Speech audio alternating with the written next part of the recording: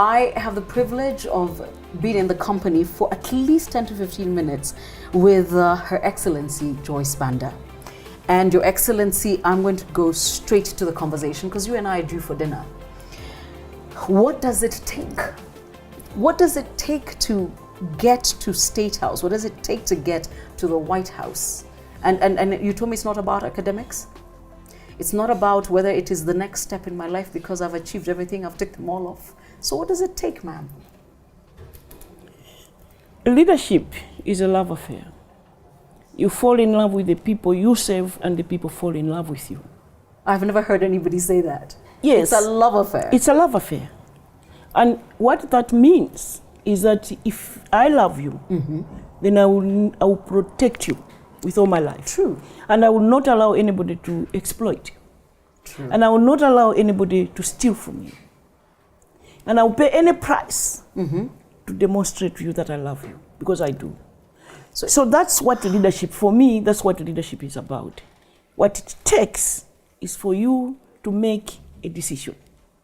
And I'm not talking about State House. In the beginning, what you would say is, I can reach out and touch another life. That's how I started. That's where you started. And yes. I was very fortunate that all the issues I've championed they originated from personal experience.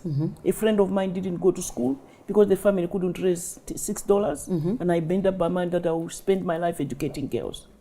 I stayed in an abusive marriage for 10 years. When I left that marriage, I said I'll fight and fight gender-based violence. And that's how I was able to champion the passing of the domestic violence bill. And that's how I've been able to educate 6,500 girls. Yes, and I know you're very proud of that. And so for me, in 1984, I went to give birth to my fourth born child and suffered what they call postpartum hemorrhage. And I've spent my life fighting this unnecessary death of women giving life. In fact, when I was president, we were able to reduce maternal death by 30% in 2 years. So when that happens, when it's about service, when it's about a love affair, it is that work. It is the people you love. Yes. While you serve them, they will propel you. They keep pushing. In fact, even for me to go to parliament, it is the women at grassroots who told me, but that's my constituency. Go for it, go for it. Who said, no, go to parliament and sit where the laws are made. I see. Yeah, go and protect us there, because there are laws that negatively impact on us. So you are our mother, so you need to go there. So while this question, what does it take? What does it take? Has different answers from different people. For you? In my particular case, I started out to serve. And I've just done research. And that research, I was a distinguished fellow at the Woodrow Wilson. I know, you went back to school. I was looking, just now. I was looking at women's participation in leadership. Tell me. But then African women leaders in particular. Then I bumped into this scientific fact that says leaders are born. Leaders are born. It's a scientific fact. Yes, finding, yeah. They are born with only 30% leadership traits. So 70% has to be added by society. Okay. You go to school, you are mentored, tertiary education. Yes. So that makes the 70%. So my question now is, what about the girl child who is typical in the village? That's what I was going to ask you. How do we fish her out of there, mentor her, and give her the 70%? So in my case, what makes me see what other people don't see, I believe, is because I was born with that 30% leadership. Okay. And my uncle was telling my father, it's very easy to tell, even among your 4 children, your 3 children, which one of them is the one is born with 30% leadership traits. This is true. So when my uncle noticed that, he was telling my father in my presence at 8 years old, I don't know what I see in this child. But something is going on. But something tells me this child is special. My father that day laughed, but later on, I thank God that all the way he reminded me, remember what Uncle said? You are destined. You're destined. So you build up your child once you notice that 30%. So for me, I was being prepared for the longest time. But Your Excellency, it's very easy to prepare a male child. How do you do it with our daughters? Exactly. Women because we tell them interviewed in China, interviewed in in UAE and interviewed in Africa have one thing in common that they will tell you. They will tell you what role their father played. So it's very, very important what your father does to you as you are growing up. Yes. Now, the question you and I as African women must ask, maybe you were lucky to have a father who engaged you, who encouraged you, who sent you to school, but who also spoke to you, didn't shut you down. No. To this day. To this day. To this day. Now, but you must know that our traditions in most of African countries, fathers don't talk to their daughters. And they don't speak the greatness out to them. They don't even have access because men are sitting the other side of the house, women are sitting. I'm talking about a typical village. Yes. So the mother is sitting with the children, with the daughters, eating last and least. Last and least. Yes, then when men are sitting the other side and the only radio in the village is that side. So the boy is benefiting superior diet. Yes. Because you take there the best. And then information, men are talking while you're busy working at the back.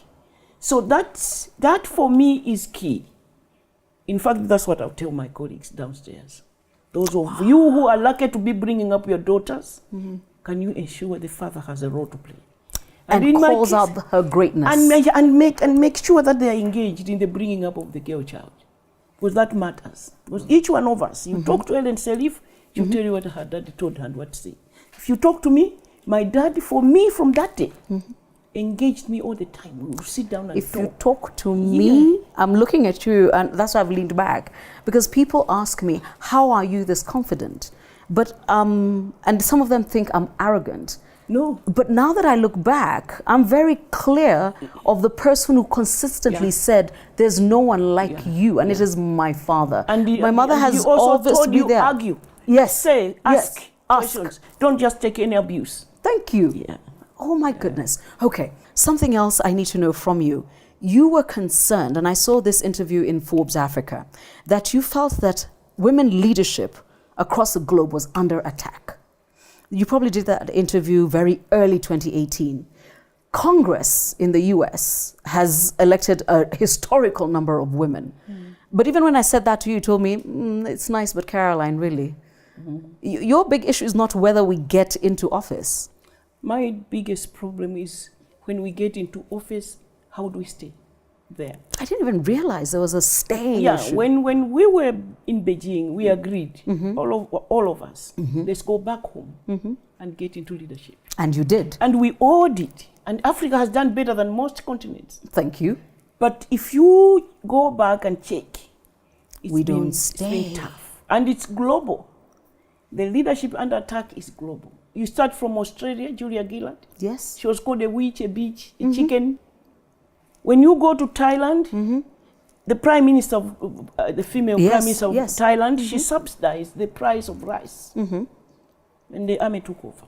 Because when you subsidize, the government lost money. She said, I don't know how that becomes a case. How? Because because the if people, I can't feed my people. The poor are very happy about this. There was a case opened. Yes. She was arrested on bail, now waiting for case.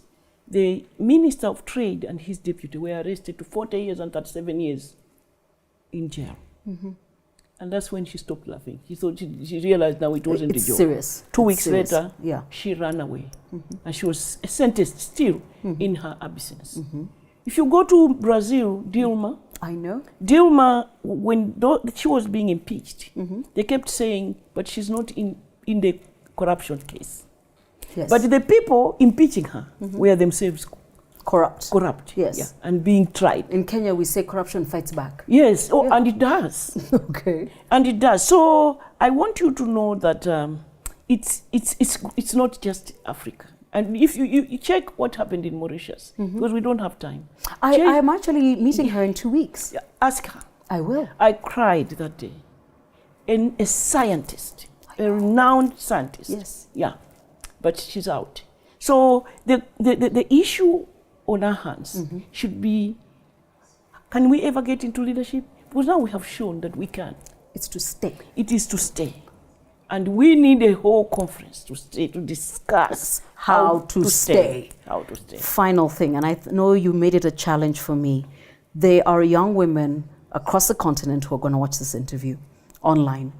And they're sitting there saying, so politics is a little, we know we're needed in leadership, but politics is a bit, it's a hard one. Yeah, What do you say to us? Yeah, it is a hard one, but somebody has to do it. And we need women with the kind of capacity you have. Much as I must tell you that the ability to run a nation as a president, it's not so much about academic qualifications. You need them, but it's about wisdom. Okay. And as far as I'm concerned, wisdom comes from up there. All right. Yes, comes from God. So you find that some people who are not as educated as others are doing better than those. Oh, haven't we seen them? Yeah, you can look around across Africa and say, but a better president, but what about that professor? Yeah, yes. Yeah, that's that kind of thing. But I think what needs to happen on the continent of Africa is that women must not shy away. Those of us who have made it must open space for younger leaders to come up, and we must be prepared to provide support, because we didn't get any support. Yes. We struggled to get here, but it doesn't have to be that difficult for the younger ones coming up. No. We need to create that space. So now, I don't know if you know this, but now there is what we call the African Women Leaders Network, which was informed by the UN Women and the African Union. Yeah, so now what we are insisting on is to have a whole cadre of younger leaders and this level, and then that interaction must continue. So that we can get to leadership and stay. And stay. So we can begin to discuss this issue. Yes, we have the ability to get to leadership, and our men on the continent get it. They do. They get it. That we, not only are we the majority, but we brought into this world the other half. Yeah. There you go. So they get it, and they are prepared to support us to get to leadership. But we must come to the table. But we must come to the table. We must get there first. And I must say that we have a lot of qualified women on the continent of your age and younger. When I was in office, I took advantage. You know, being president is a very powerful job. It is. With a stroke of a pen, you can make or break. So I decided I was going to take advantage of that position to appoint fellow women. So for the first time in Malawi, we had a Chief Justice that was a woman, Head of Civil Service, Solicitor General, Deputy Commissioners, Governors of the Reserve Bank, and 100 appointments, 8 district commissioners, because they are there. It wasn't. They are no longer there. No, but they were there. But they are qualified. They are so qualified. As I told you before, it's about staying. Not getting. If you go now there, they are not there. Oh, I hear you. The challenge is accepted, and count me in. Count me in. I will not run away. Let's go to work. Let's go to work. Let's get to work. We started today. Thank you, Excellency. Thank you. Okay.